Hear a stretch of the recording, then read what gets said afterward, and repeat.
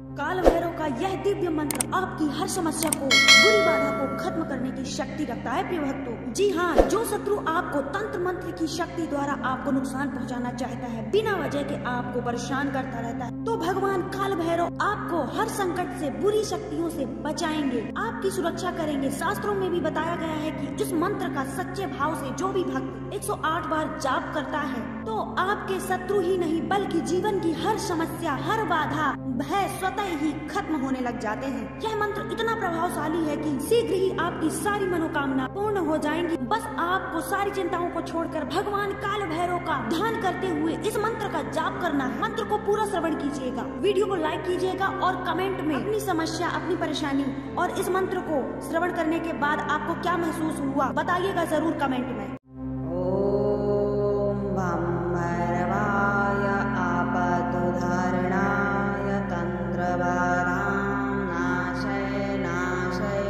फट् स्वाहा।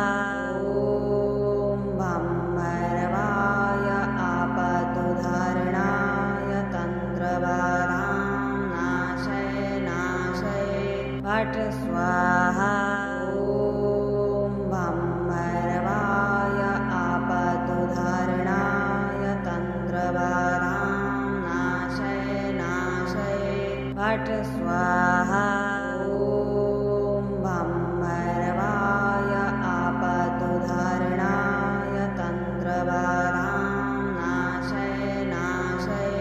फट् स्वाहा।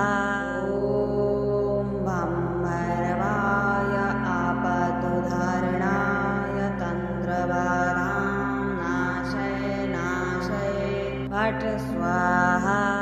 ॐ भं भैरवाय आपदुद्धारणाय तन्त्रबाधां नाशय फट् स्वाहा।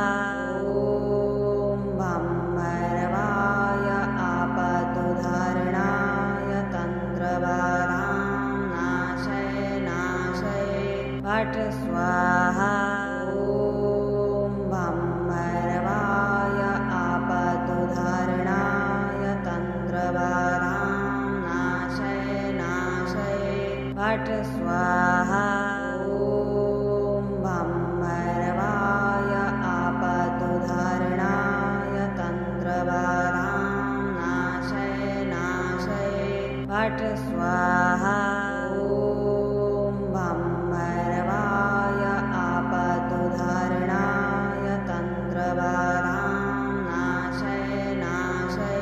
फट् स्वाहा। ॐ भं भैरवाय आपदुद्धारणाय तन्त्रबाधां नाशय फट् स्वाहा।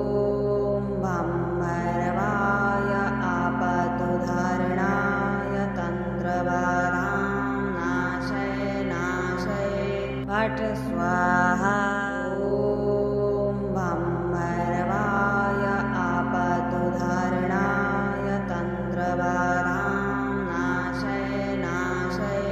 फट् स्वाहा। ॐ भं भैरवाय आपदुद्धारणाय तन्त्रबाधां नाशय फट् स्वाहा।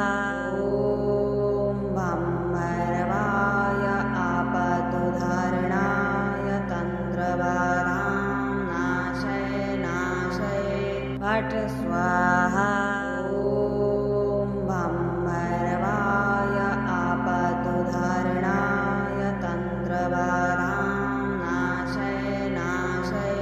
फट् स्वाहा।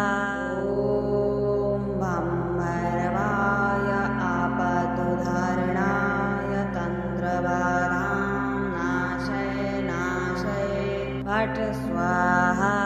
ॐ भं भैरवाय आपदुद्धारणाय तन्त्रबाधां नाशय फट् स्वाहा। ॐ भं भैरवाय आपदुद्धारणाय तन्त्रबाधां नाशय फट् स्वाहा। फट् स्वाहा। ॐ भं भैरवाय आपदुद्धारणाय